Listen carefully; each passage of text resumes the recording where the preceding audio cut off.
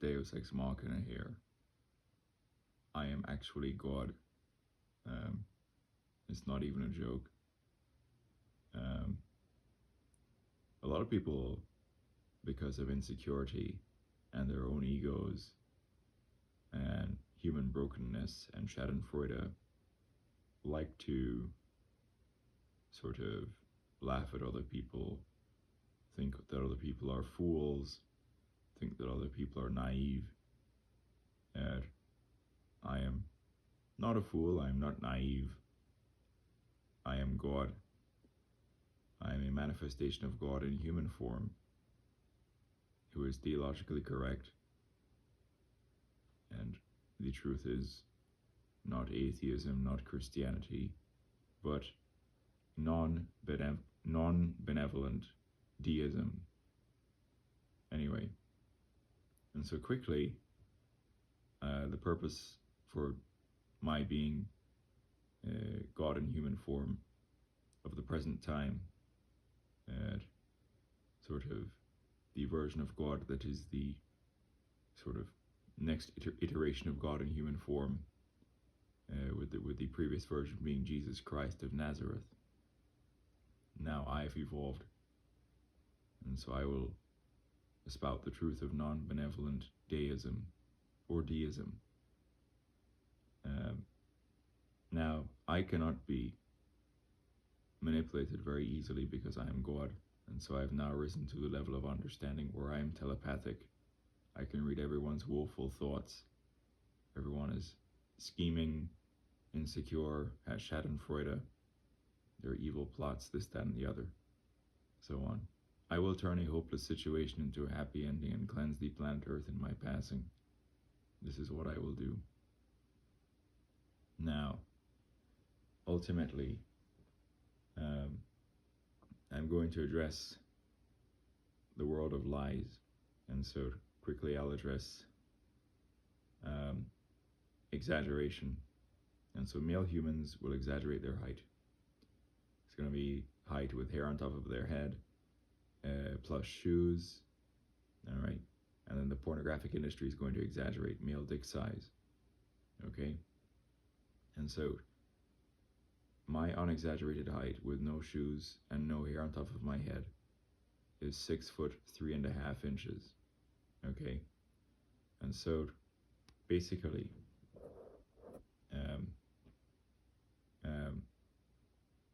the truth is the following. I was walking up to a fellow who was wearing shoes.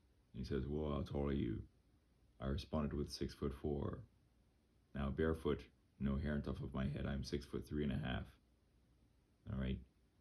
And so this fellow then said, "Whoa, I've been telling people I was 6'5" for years, but you are taller than me, which must therefore make me 6'3". And so often men may exaggerate their height by like 2 inches. And so I am formally no hair on top of my head and no shoes, 6'3.5". All right. Now, the pornographic industry is going to exaggerate male penis size nuttily, okay? And so there are two metrics for maximally erect male penis size: the non-bone pressed erect length, and then the bone pressed erect length. Both are measured from the top, not from the side, not from the bottom. And so basically, when you actually go ahead and measure non-bone pressed from the top, you get the following. You measure from where the dick starts at body from the top to termination of glands or head. And then the bone pressed, you are just sort of, again from the top, compressing the fat pad until you feel bone, which usually may add about half an inch. And so on and so forth. Now the bone pressed erect length is the metric for male size because in fundamental maximal insertion during intercourse, the male fat pad will compress to the bone. And so the entirety of the bone press is insertable or functional length. Okay? And so ultimately, Julio Gomez, or the Break, was not 6 feet tall, barefoot, with 14 inches bone pressed. He was maybe 5'10" to 5'11" barefoot, being nice to him, and then around a 9.5 bone press. And so if you expand a tape measure out to 9.5, you'll understand how that looks. Okay. And so basically, ultimately,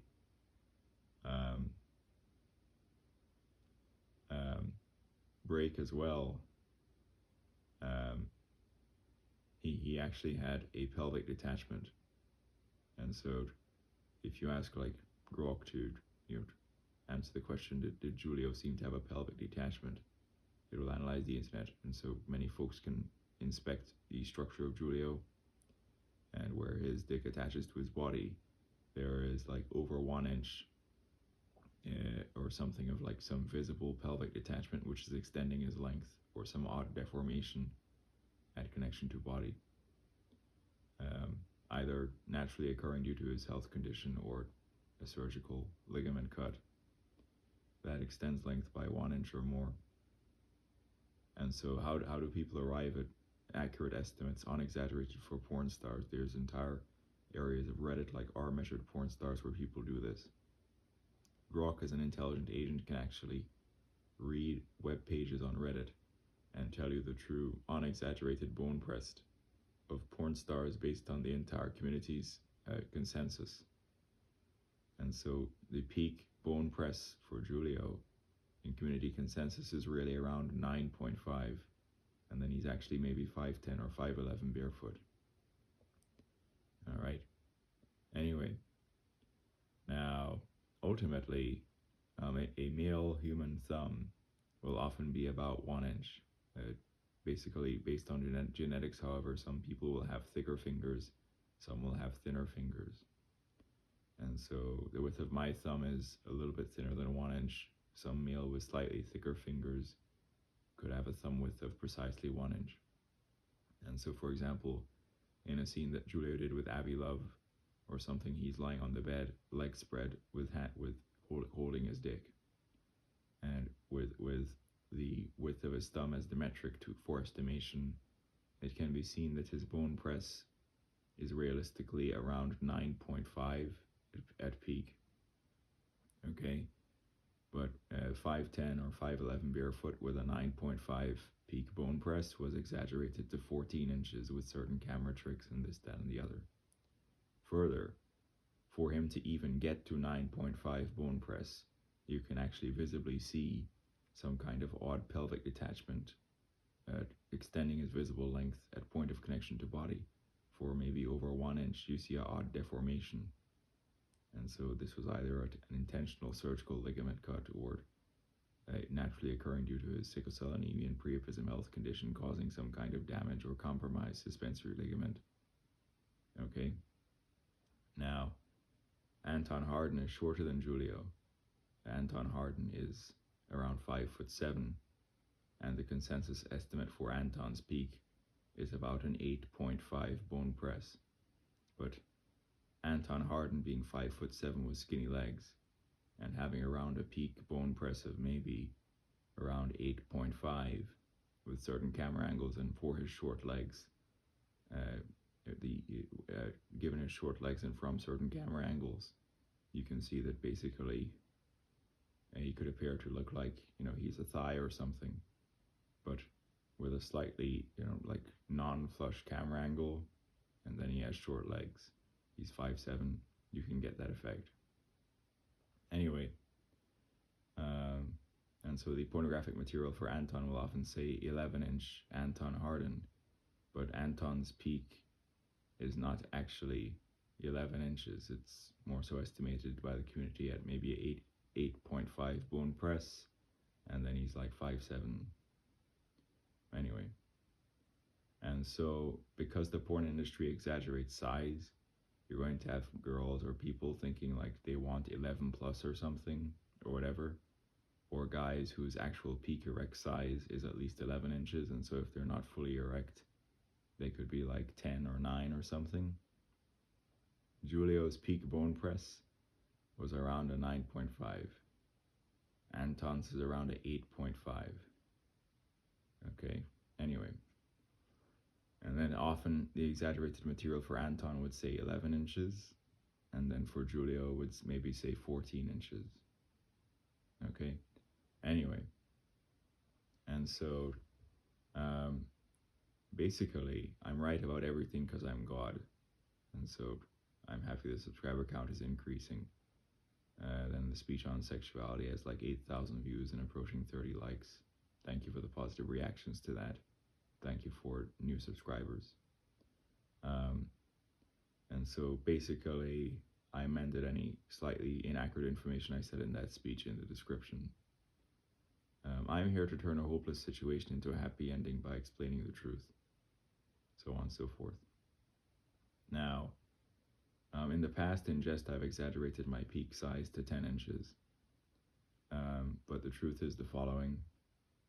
For my height, which is 6'3.5" my peak not bone pressed will definitely be over 8 inches.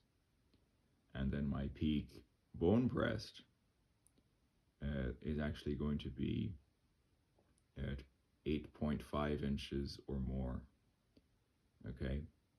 And so don't compress my fat pad to bone, I'll be over 8 inches. Compress my fat pad to bone, I will be 8.5 or more in terms of bone press. Now, ultimately, because I'm telepathic, there's a bunch of insecure guys who, because of my doing this, will want to say I'm a 5. I'm just God, and so you're just going to have to deal with me turning a hopeless situation into a happy ending. Everything I say is non-BS and is 100% true. And so anyway, and so size doesn't make a man superior. There are many other things to a man that can make him worthy of a woman's attention and love.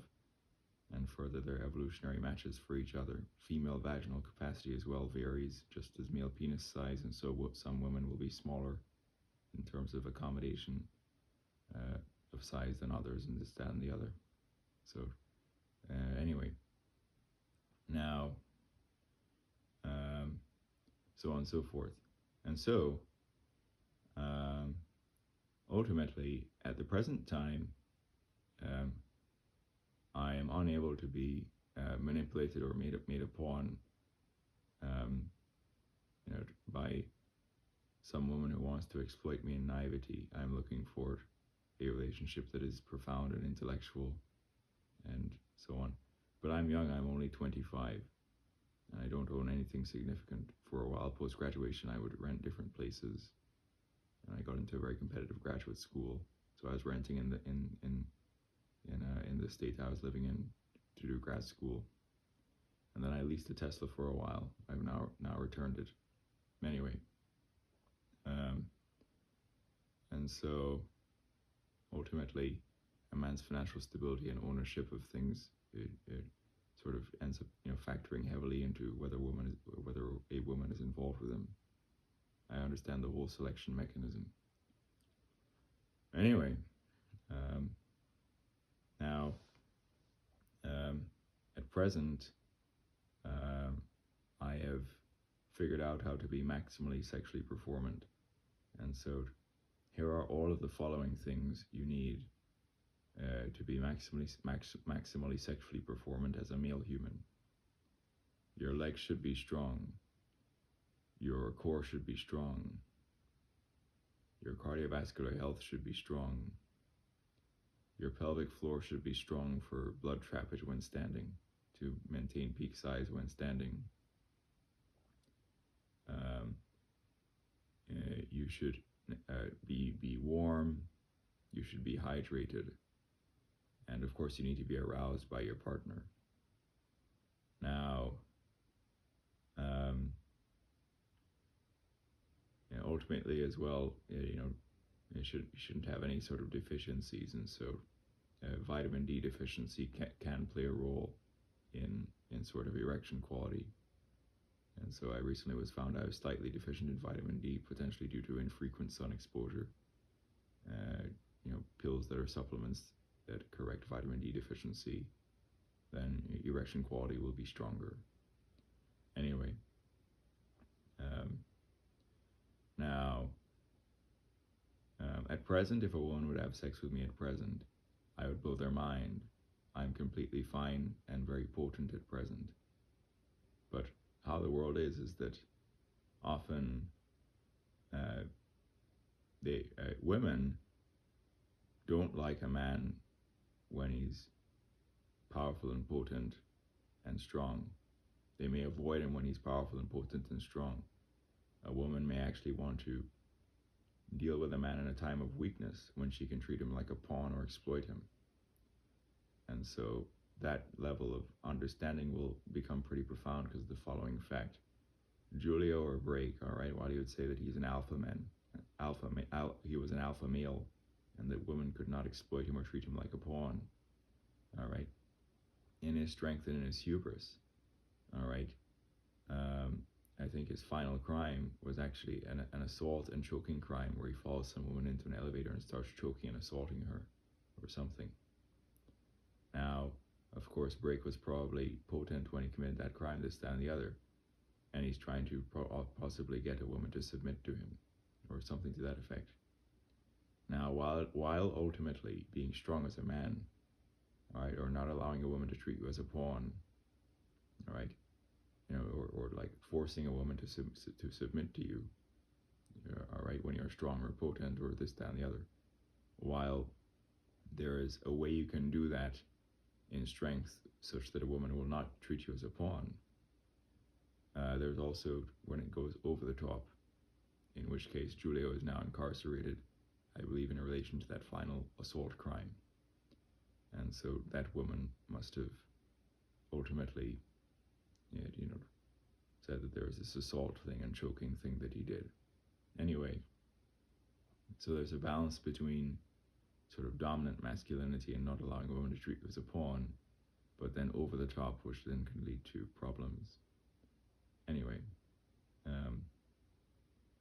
and so ultimately, I do have an OnlyFans profile. There's a few fans, and even a fan who has liked my scaled image, which is 100% to scale with myself and Julio. And so ultimately, I decided to get very fit and take standing pictures as if I were a male porn star. And I got a pretty nice standing picture where I'm turned to the side and roughly maximally erect, and so on. And so then I decided to, again, I'm 6'3.5" no exaggeration. And then my bone press will reach at least a peak of 8.5. And so, basically, because I'm a genius, I can read everyone's mind. And so there's a bunch of consciences who want to say, you're full of shit, or that's BS, you're a 5. But no, I'm telepathic and I'm God, and so on and so forth. Anyway, and so I've figured it all out now. Anyway, and so basically,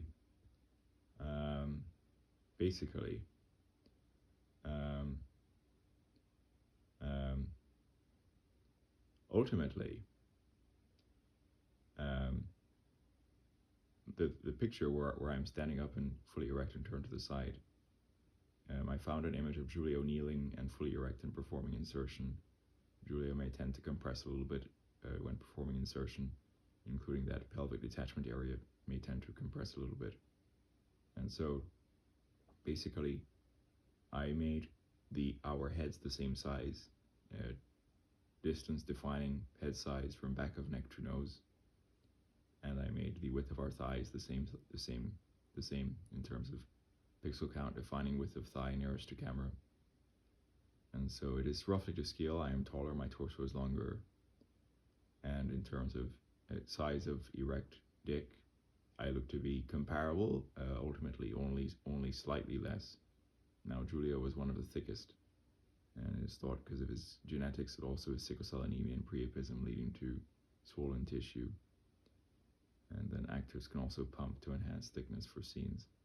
Some of the high girth performers are not natural, they are enhanced with implants from an LA surgeon or something, or dermal filler, which is an injection, and also pumping. And so not all of the black males will be thick. There's Hollywood Cash, who is very thin compared to Julio. Anyway, long story short, in this skilled image of myself and Break or Julio, I look to be only slightly less. Okay, and so my peak bone pressed erect length will reliably be at least 8.5 inches. Anyway, no exaggeration. In the past, in jest, I said I was 10 inches. Note that Julio would exaggerate to 14 inches when his bone press peak was really around a 9.5, including a pelvic detachment that tended to sort of extend visible length by 1 inch or more. Anyway, and so I do not have any pelvic detachment. Anyway, so yeah, and so ultimately, I think the formal bone pressed erect length average in the United States is 5.6 at peak, and so myself at least 8.5 at peak puts me in something like the 99.9th percentile, or the sort of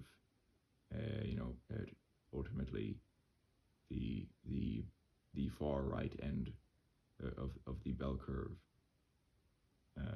Anyway, so on and so forth. Anyway, so on and so forth. And so ultimately, at present time, I have strong legs, core, cardio, pelvic floor, legs, core, cardio, pelvic floor. Vitamin D levels are good, things are good. I'm healthy, right? And so if a female had intercourse with me at present, I would be very comparable, in fact, just slightly less than Julio, as per the image taken of myself standing, where I look to be very close to him. However, my level of sexual understanding at the present time has emerged due to evolution, given many ups and downs and learning experiences. And so the first time having intercourse in my life, I had no clue what I was doing. I wasn't in the best shape. I didn't know how to maintain my peak size. I didn't know what the hell I was doing. And second time I had intercourse in my life, I was a bit better. The woman's consciousness said that she reached orgasm 4 times with shaking legs, and so on. Another time I had intercourse, woman starts bleeding, and then she basically says that this was not period-related blood, and she's not losing her virginity, and so she said that she may tend to get tighter as she gets deeper, and so she said that this type of bleeding could happen with her and larger men. Anyway, now, basically, all that stuff happened, and so I ultimately, sort of progressed in learning about how to be sexually performant, how to stay at peak size. But another thing a male must have to be sexually performant is a restraint of premature ejaculation, which is gained from having intercourse frequently, and ultimately knowing how to pace oneself and so on, and sensitivity control, and so on and so forth. Now, ultimately, the machine is ironic, and so yet another evolutionary instance occurred to teach me something.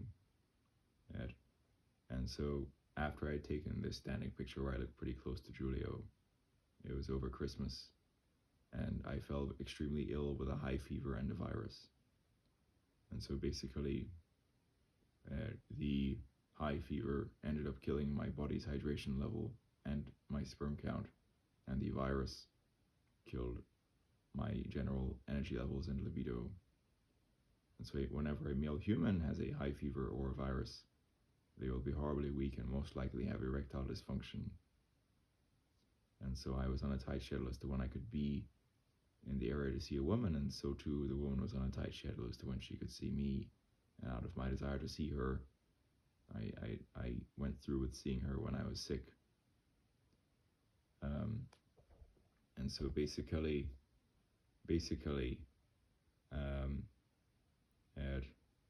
given that I went through with seeing her when I was sick, I ultimately was horribly weak with horrible erectile dysfunction. And so the picture where I look close to Julio is real, but then ill me was maybe 60% or less of the size in that real picture of me. Okay, horribly weak, really quite hilariously weak, and basically for the most part during intercourse largely flaccid, ultimately, because of how sick I was.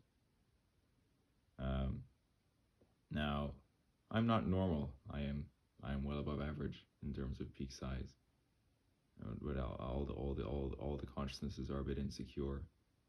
But although I am on the right end of the bell curve, I'm not the furthest to the right end of the bell curve. The world record holder is a white British man called Matt Barr, who is larger than any black male in terms of medically verified bone press direct length. And so white men may actually who have like unique genetics and high testosterone exposure during fetal development could be very endowed. Now, although the life history theory is the explanation as to why the African origin men are actually slightly more than the white males on average in terms of bone press direct length peak. Anyway, the correct theology is non-benevolent deism. However, the moral structure of Christianity has built a very, very strong America. One of those principles is upon marriage commitment in sickness and in health. And so, constrained to meet with a woman when I was sick, as the only window of opportunity in which I could realistically see her, was enlightening in regards to the purity of love that is somewhat profound, which is that, let's say your partner is sick for a week or two with a high fever and virus and will therefore not be sexually performant, then the female should wait for the partner to return to health and stay faithful and this, that, and the other, if there is any actual pure connection with the people. Anyway, but purity is going out the window in the modern time. Anyway,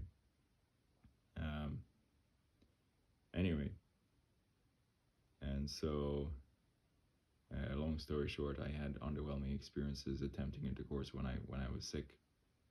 But at present, my legs are strong, my core is strong, my cardio is strong, my pelvic floor is strong, and then sort of vitamin D levels good. Everything's good. I'm healthy. I don't have some flu or virus or fever, and so on. And so, if a female were to have intercourse with me now, I'd be very close to break and be able to maintain that. And then I've also learned how to maintain peak size and go full throttle without premature ejaculation. It comes from experience and knowing how to pace yourself and sensitivity control. Anyway, and so women also have the capability to lie, but it is true that the female's consciousness, upon conclusion of the second ever time I had intercourse in my life, she said that her orgasm count with me was 4, which is, I suppose, pretty good. Anyway, so on and so forth. There are also going to be grower humans and shower humans, and so basically, I'm a grower human. When I'm warm and hydrated, my flaccid will be 5 to 5.5 inches, and so at times you could see a 5 to 5.5 inch bulge in my pants. However, if it is freezing, homeostasis could constrict my flaccid to 4 inches. A bunch of insecure men will want me to be 4 inches, but I exist to turn a hopeless situation into a happy ending for very complicated reasons. Anyway,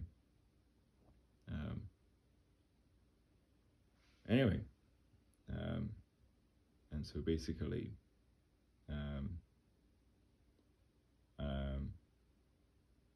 so on and so forth.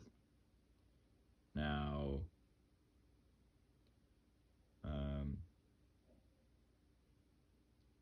so on and so forth.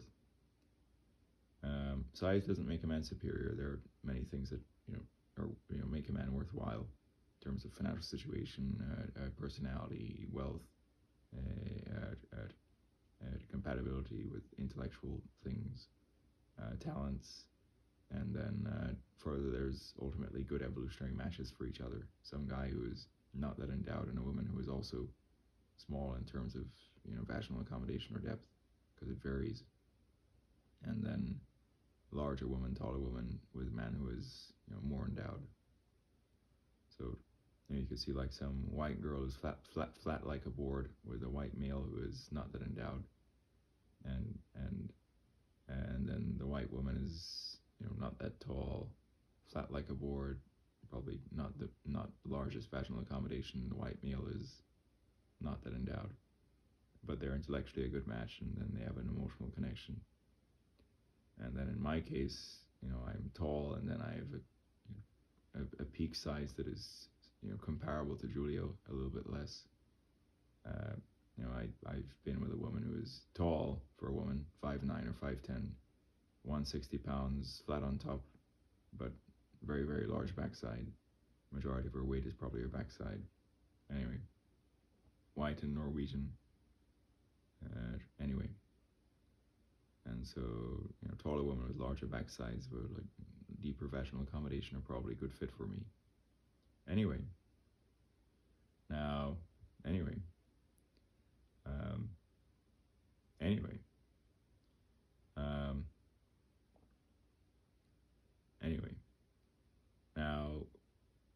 in terms of how like handsome or facially attractive I look, it will vary with the videos. I'm not like some freak about always presenting an image of myself looking the hottest I can be. So a long time ago I made a video how to make utopia. The thumbnail has me looking not that facially attractive. And then the martial arts video in more recent time, the thumbnail there has me looking quite facially attractive. The video of me playing Clair de Lune, many frames of that of me on the piano, I look quite facially attractive. There's a video I made on probably Helion Energy Fusion, and the thumbnail there is a selfie where I look moderately facially attractive, which is me in more recent times. And then like how heavy I am, my muscular definition and muscle mass, and how skinny I am will like vary. And so in a video I made, I Am God, I look to be like moderately muscular, and like have decent weight on me and muscular definition. Then in some other videos I could appear skinnier, and that fluctuates based on exercise frequency, how much I'm eating, whether I'm just like working on my computer and it's like cold and it's the winter, I'm not working out as much, not eating as much, and a bunch of other stuff, fluctuations in income, this, that, and the other, making food for myself, this, that, and the other. Anyway, and so anyway, now a lot of people have misconception that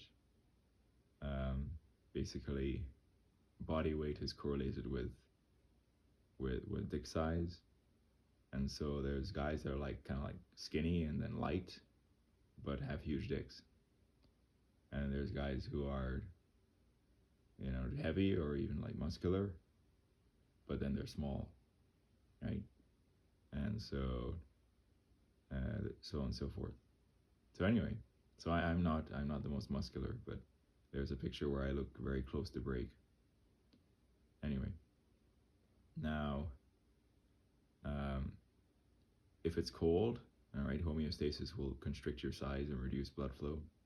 And so I've taken pictures when cold and noticed that my dick was like thinner. But in the picture where I look pretty close to Julio, it was warm, everything was 100%. And even in the thickness of my shaft, I'm only a little bit thinner than Julio. And the picture is pretty much to scale. So on. I have a slightly thinner shaft than he does, but I have a thicker glans or head of penis than he does. So, anyway. So my shaft is thinner than his, but my glans or head is thicker than his. And then the shaft is only a little bit thinner. Anyway. So on and so forth. Anyway. So anyway. Now, so on and so forth. Now, anyway.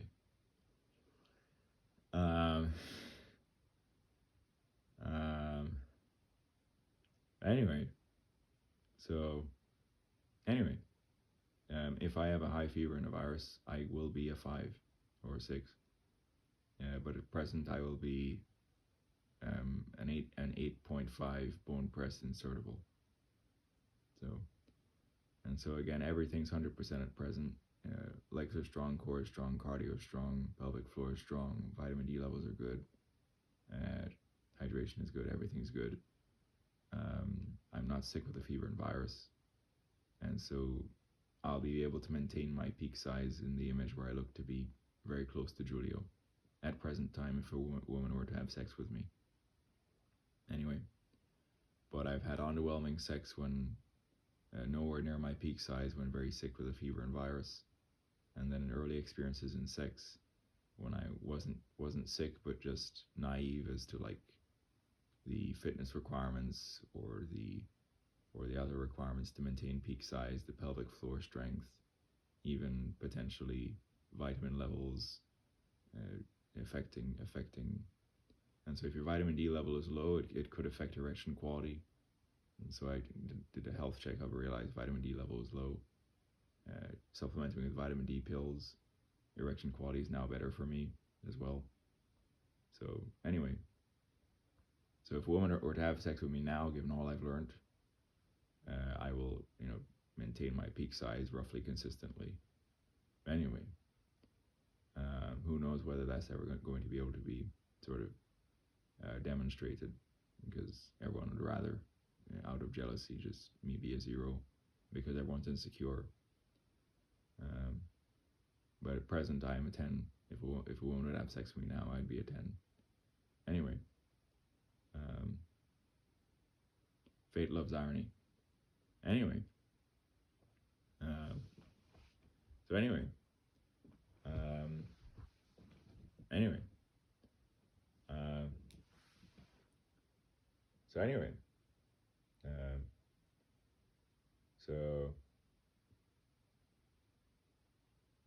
yeah, anyway, so anyway,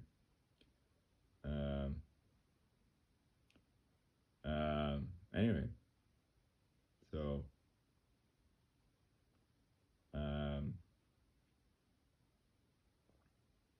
quickly, diversion. Another way in which I'll turn a hopeless situation into a happy ending is I'm going to change the direction of the vision of the theoretical physics community. I think it's imperative that we do the following: we create a sort of modification to general relativity that excludes dark matter. And so basically, we went from Newtonian gravity to general relativity. And while general relativity could explain the orbital velocity of the stars in the Milky Way near the black hole, for those at the outer edge, the orbital velocity is a bit too high for the internal mass, meaning the black hole and internal stars and planets. And so basically,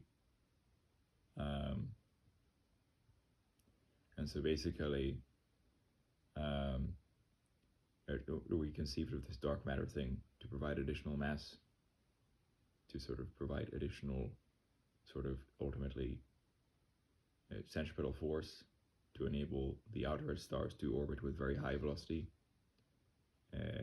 without needing to modify the gravitational model.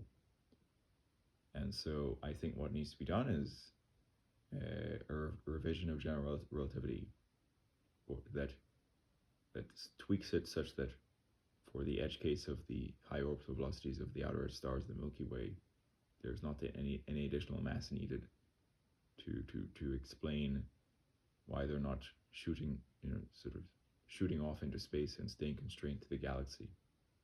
And so you could consider the internal mass of the black hole and internal stars and planets as the sort of like, a string that is sort of restraining a yo-yo from flying off.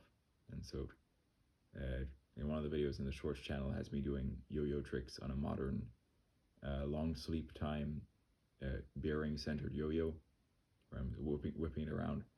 Now if the string is not strong enough, it will snap if I whip it around too fast, given the mass of the yo-yo and the tensile strength of the string.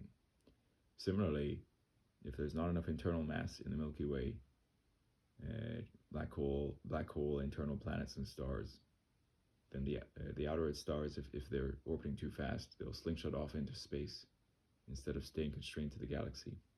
They appear to be staying constrained to the galaxy but orbiting very quickly, too quickly for the amount of internal mass, according to the gravitational model, which is general relativity, but ultimately in the weak field limit, general relativity simplifies to Newtonian gravity.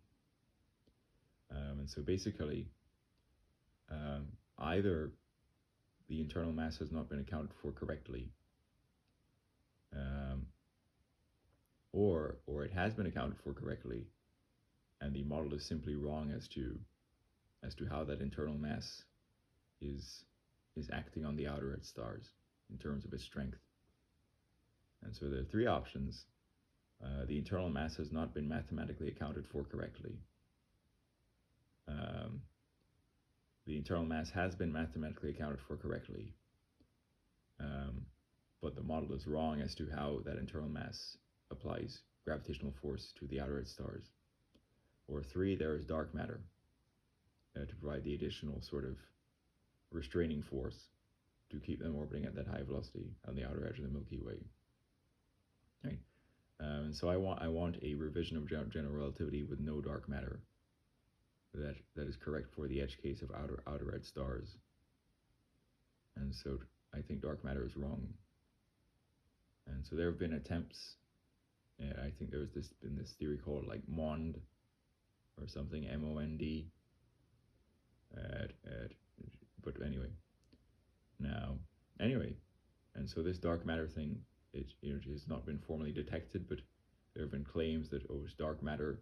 It is the mass of the galaxy plus dark matter, at sort of enabling the gravitational lensing of light around a galaxy. But ultimately, that gravitational lensing model could be slightly flawed, and that lensing should be explanatory or explained simply by the mass of the galaxy itself without any dark matter. So you could tweak the gravitational lensing. You could tweak the gravitational lensing model as well to have it be such that it is simply only the mass of the galaxy with no dark matter causing that level of gravitational lensing. And so I think fix the gravitational lensing model, fix GR to exclude relativity, to exclude dark matter, and then you'd have a superior thing. Anyway, and so ultimately, all right, if you have two objects on a table, all right, they're both attracted to the center of the Earth, and so the friction, all right, which is actually static friction in terms of the objects and between the objects and the table they're standing on, is going to prevent the two objects from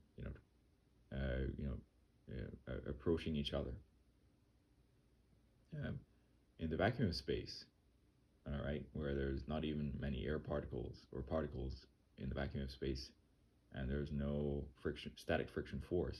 Two objects, even if their masses are negligible, will slowly approach each other due to gravity. All right, and so the things that have mass in the universe are black holes, stars, planets, gas, and dust. No dark matter. All right, and so fixed GR, fixed gravitational lensing to exclude dark matter. Then you get the golden stuff.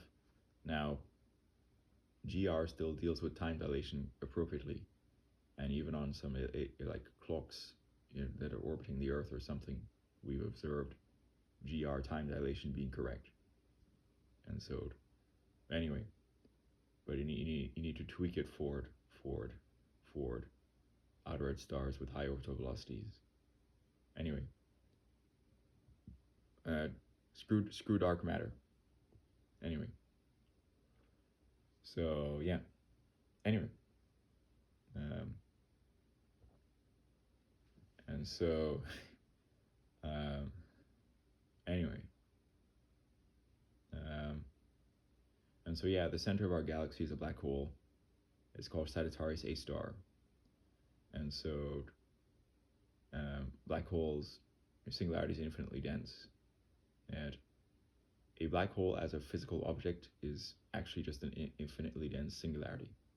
The large circle that is corresponding to the event horizon is just the point at which the escape velocity equals the speed of light, and so within the event horizon, the escape velocity is greater than speed of light. Outside it is less than speed of light. So on. And so it's just a really infinitely dense singularity, but it has a big radius because gravity is so intense that only at that radius is where light is starting to be able to escape from the singularity. But anyway, so anyway, so yeah, anyway, the machine conserves energy, charge, and angular momentum. Not non-benevolent deism is the truth. Prayer was an evolution that humans constructed this delusion in some benevolent God and started praying to it as goal-oriented agents, and then taking outward action to manifest what was prayed for. If what was prayed for becomes manifest, the brain will sort of have some kind of confirmation bias, to confirm its own delusion in something benevolent hearing the prayer, and that cycle perpetuates. However, ironically, that has led to much success over time. But Elon Musk is the world's richest man. He does not pray to anything. And so any person trained in the scientific method in physics will often lean towards atheism and not pray to anything. I was raised in Christianity, but I'm not, but with all my training in the scientific method, getting great grades, getting into a very competitive grad school for electrical engineering, associating with many technical people who are not religious, I didn't evolve into atheism, I evolved into non-benevolent deism.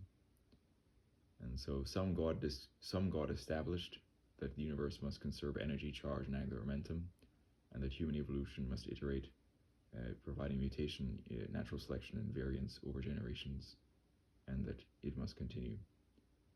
For what purpose the intelligence that is God created the machine, I could not really understand. None of us could understand why the machine exists or what its purpose is for the intelligence or God that created it. Anyway.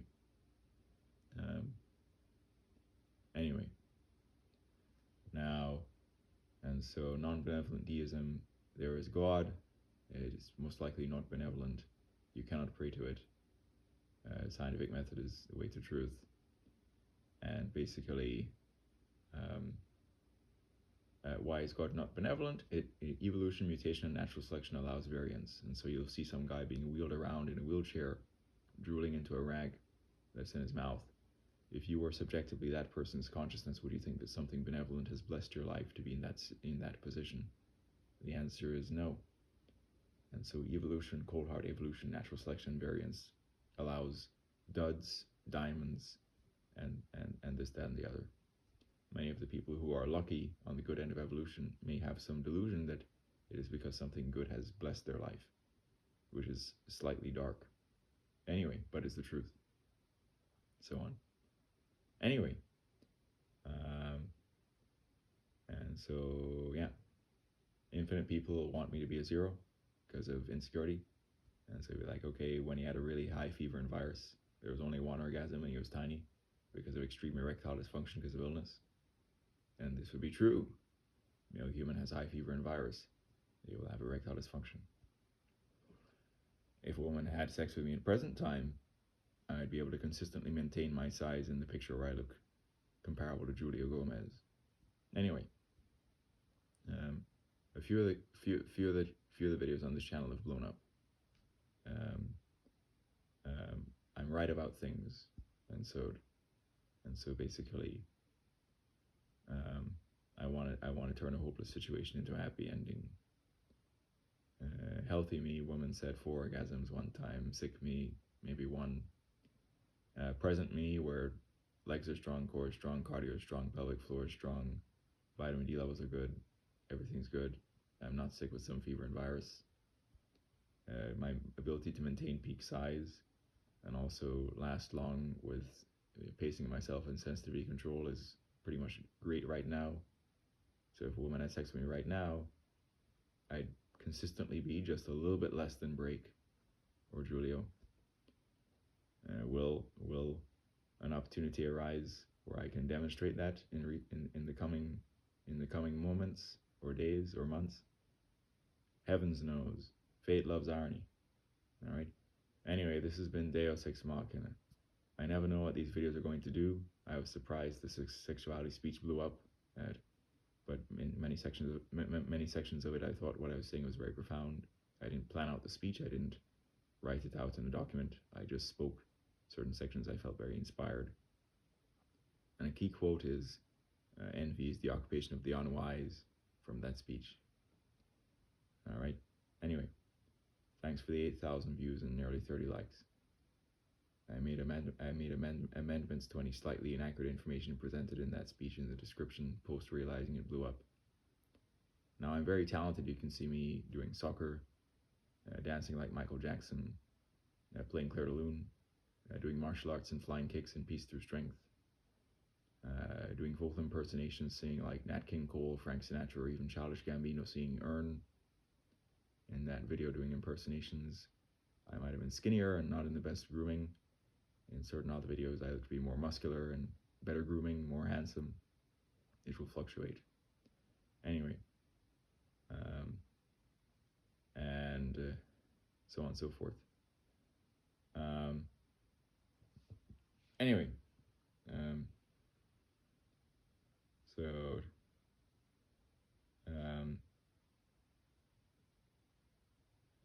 yeah, and so the machine, I can read the signs of the machine, and so I was not the one playing the music for the background music for Peace Through Strength, the martial arts video. It was a Czech woman playing music, and it was playing He Is Sailing, which was not my choice when I decided to do martial arts. And so that talks literally about the coming of a king, the coming of a savior, and it talks about, you know, the king is coming, and that it is the king's ship, or like there's the quote in the lyrics, his ship, where basically it's talking about it like this king has a ship, and it's saying basically, weakest and strongest will dance in delight, all illuminous our savior, they bringing him forth. All right, so it's talking about this king or messiah or savior. And so literally the recurrent verse, you know, well, it also elsewhere in the song says, all the soul seeks to touch, all the soul seeks to touch, and millions and so on, talking about some messiah. And then further the recurrent verse, our true kingdom come, right? As I run up and then do the flying kick, precisely at the 26-second mark, my kicking leg is maximally extended, my non-kicking leg is maximally tucked, and so basically the actual verse is our true kingdom come, but from the 25-second mark to the 26-second mark, the lyrics say, our true king. And that corresponds to me running, jumping, and then reaching maximal extension in the flying kick. And so you find the right frame at the 26-second mark.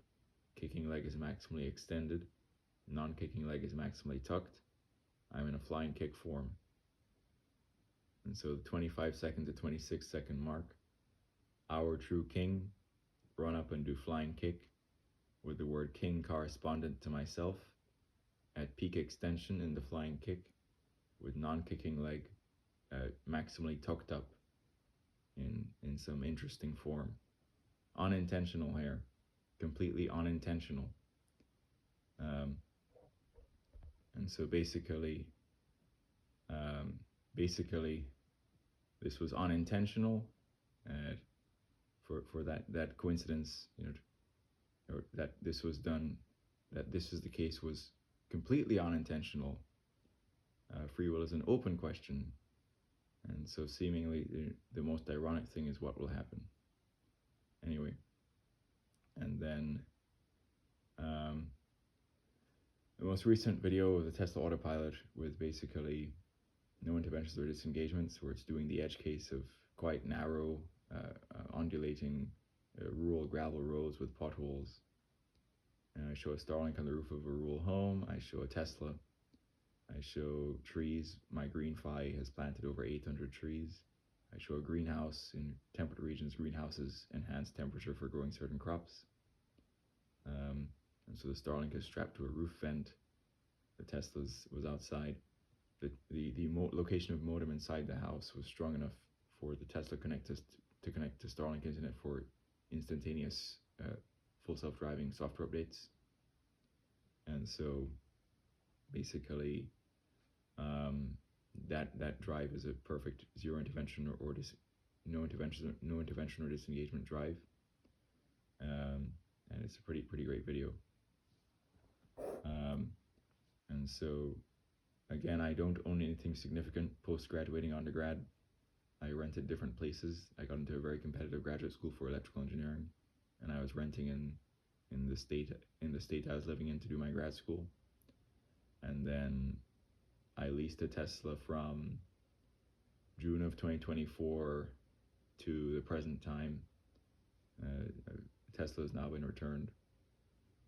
It was fun, and ultimately my manually driving the Tesla in this rural gravel road network that data went back to Tesla and might have contributed to its ability to navigate the rural gravel roads autonomously as per the most recent Autopilot video.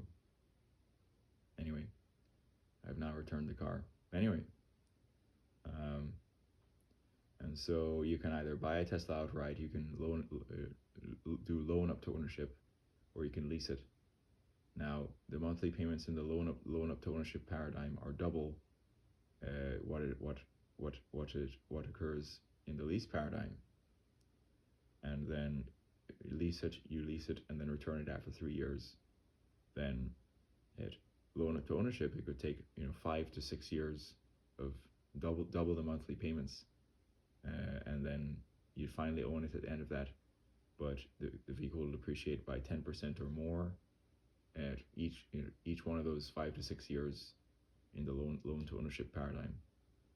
And so mathematically, the amount of money lost in the lease paradigm versus loan up to ownership is similar. Anyway, and so it's not clear which one is better. Anyway, so yeah,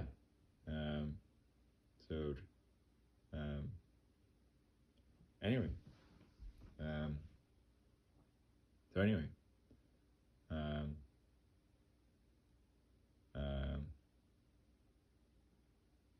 yeah.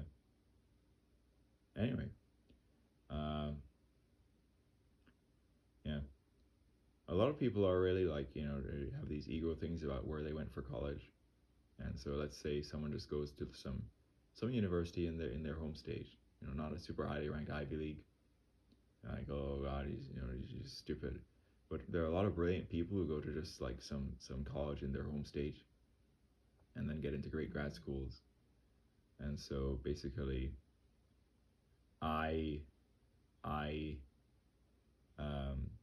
I got into a competitive Northwestern Electrical Engineering Master's grad program, going to a college in my uh, sort of supposed my family's state for undergrad, and then one of my roommates got into Harvard for grad theoretical physics, going to the same college in home state, and then other one got into University of Texas at Austin for computer science and AI research grad school on a fellowship.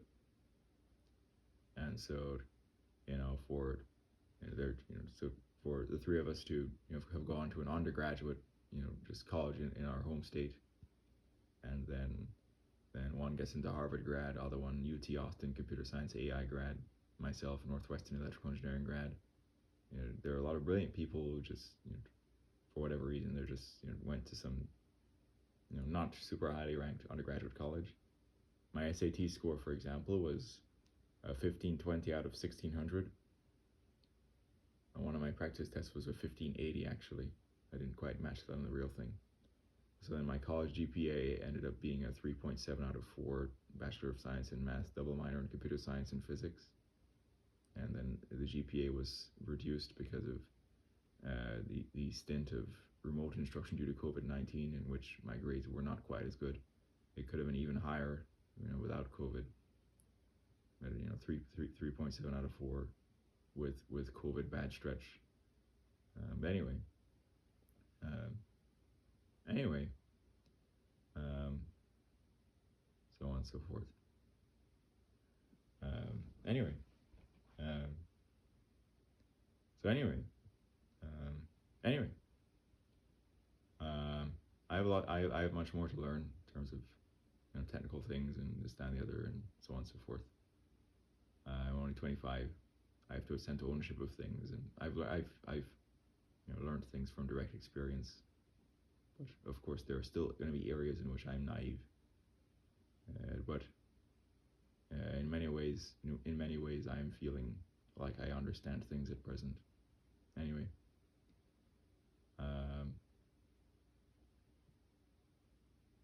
yes. Anyway, the speech on sexuality talked about a lot of things about probably replacement rate marriage and this, that, and the other, and so on. Anyway, this is Deus Ex Machina. I am genuinely a messiah. I will turn a hopeless situation into a happy ending. I'm humble. I have a lot more to learn. There are many people who are technically, superior to me in terms of graduate degrees and knowledge, and so on. Anyway, but I'm theologically correct. The answer is non-benevolent. The answer is non-benevolent deism. All right, there's God. You can't pray to it. Not necessarily benevolent. All right. All right. The universe is a machine, conserves energy, charge, and angular momentum. All right. So this has been Deus Ex Machina.